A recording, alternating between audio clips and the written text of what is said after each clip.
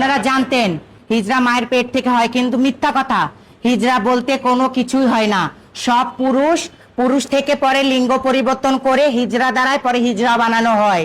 আমি আমার মায়ের একটাই সন্তান ছিলাম, ছেলে ছিলাম। আমার নাম ইয়াসিন ওরফে পারভেজ ইসলাম ছিল আমার নাম।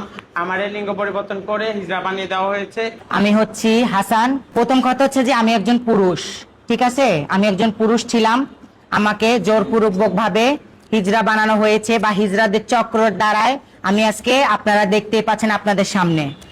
আর যে আমাকে হিজড়া বানিয়েছে, যাদের দ্বারা আমি আজকে হিজড়া হয়েছি, তারা মনে করেন যে আরাম আয়েশে তারা এখন হিজড়াই না। আমার পিছনে আপনারা দেখতে পাচ্ছেন যে কিছু মানুষের ছবি লাগানো আছে। এক হচ্ছে সুন্দরী হিজড়া, দ্বিতীয় হচ্ছে যে শিমুল, তৃতীয় হচ্ছে যে লিপস্টিক, ওর নাম হচ্ছে হৃদয়, 4 নাম্বার হচ্ছে যে আয়শা, ঠিক আছে? ওর নাম হচ্ছে মাসুদ। এই যে দেখেন ইয়াবা খাচ্ছে, বা এই যে দেখেন ওনার ফেস, ঠিক আছে? পাবলিক থেকে টাকা পয়সা নিয়ে ওনারা কালেকশন করে খায়। আমরা জানি, আপনারা জানতেন যে হিজড়া বলতে যে অনেক কিছু হয়। হিজড়া মায়ের পেট থেকে হয়, কিন্তু মিথ্যা কথা। হিজড়া বলতে কোনো কিছুই হয় না। সব পুরুষ থেকে পরে লিঙ্গ পরিবর্তন করে হিজড়া দ্বারায় পরে হিজড়া বানানো হয়, ঠিক আছে? আপনাদের কাছে এতটুকুই অনুরোধ, দেশবাসীর কাছে, আপনাদের বিয়ে বাড়িতে কোনো ফাংশন, গাড়ি বা ট্রেনে আপনাদের যেভাবে হেনস্থা, আপনাদের যেভাবে টর্চার করা হয় বা আপনারা যেভাবে টর্চারের শিকার হচ্ছেন প্রতিনিয়ত, আমরা চাচ্ছি এটা যেন বন্ধ হয়।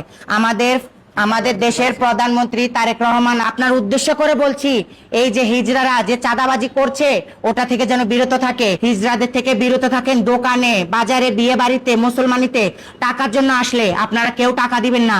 আমি আমার মায়ের একটাই সন্তান ছিলাম, ছেলে ছিলাম। আমার নাম ইয়াসিন ওরফে পারভেজ ইসলাম ছিল আমার নাম। আমার লিঙ্গ পরিবর্তন করে হিজড়া বানিয়ে দেওয়া হয়েছে। তখন আমার বয়স ছিল 13 বছর। আমি তখন বুঝিনি, আমি চক্রের ফাঁদে পড়ে গেছি। আমাকে এরকম করে ইন্ডিয়াতে পাচার করা হয়েছে। অনেক কষ্টের পর আমি আবার আমার বাবা মার কাছে আসতে পারছি। আর প্রিয় দেশবাসী, আপনাদের কাছে বিনীত আবেদন, এখন আমরা ওরা সংখ্যার দিক থেকে 200-250 জন, আমরা মাত্র 3 জন। আমাদের আগেও এরকম অনেকে হিজড়াদের প্রতিবাদ করতে আসছে। কেউকে ধরে নিয়ে চুল কেটে দেওয়া হয়েছে, মারা হয়েছে, অত্যাচার করা হয়েছে, যার কারণে ভয়ে কেউ আসতেছে না মিডিয়ার সামনে। আমরা অনেক সাহস যোগে আসছি, কেন আসবো না? আজকে আমাদের জীবনটা কি? আজকে আমরা জিন্দা লাশ। আজকে আমরা না হতে পারবো সন্তানের মা, কোনোটাই হতে পারবো না। আজকে আমরা জিন্দা লাশ। এরকম প্রত্যেকটা হিজড়ার জীবনের সাথে হয়েছে। এটা চক্র যে সুন্দরী রূপে আজিম, ওর চট্টগ্রামে 3টা আলিশান বাড়ি আছে, গাড়ি আছে, সব আছে, ওর বাচ্চা আছে, বউ আছে, সব আছে। এই যে আশা, শিমুল, ওরাও প্রকৃতভাবে পুরুষ, ঠিক আছে? আমি চাই হিজড়াদের টর্চার থেকে পুরো বাংলাদেশের মানুষ মুক্তি পাক। হিজড়াদের অত্যাচার থেকে স্বাধীনভাবে সবাই বাঁচতে পারুক। আমরাও স্বাধীনভাবে বাঁচতে চাই, কাজ করে খেতে চাই।